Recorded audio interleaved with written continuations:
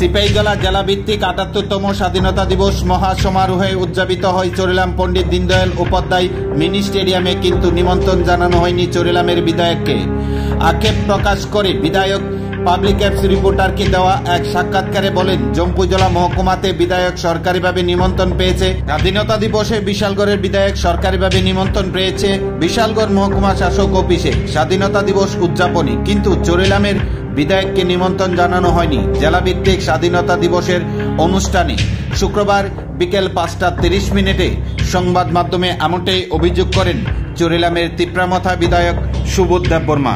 নমস্কার। আসলটা গতকাল সিপাহীজলা ভিত্তিক ভারত স্বাধীনতা দিবস ৭৮তম স্বাধীনতা দিবস উপলক্ষে ইন্ডিয়া ডিসেম্বর স্কুল মাঠে হয়েছে। সেই প্রোগ্রামে আমি তো এই এলাকার বিধায়ক, নিয়ম আছে কোনো এলাকার কোনো প্রোগ্রাম হলে পরে ওই এলাকার বিধায়ক। আমি তো সেরকম বিজেপি পার্টির এমএলএ না, আমি তো অ্যালায়েন্স পার্টি, আমি তো আটাট করে এখন সরকার চালাচ্ছি। আমি আশা করছিলাম অন্তত আমি এই এলাকার বিধায়ক হিসাবে এত বড় একটা মহতি প্রোগ্রামে আমাকে ইনভাইট করবেন বা নিমন্ত্রণ আমন্ত্রণ করবেন, সে আশায় আমি ছিলাম।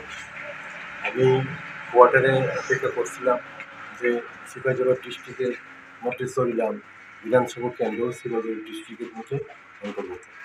যে আমি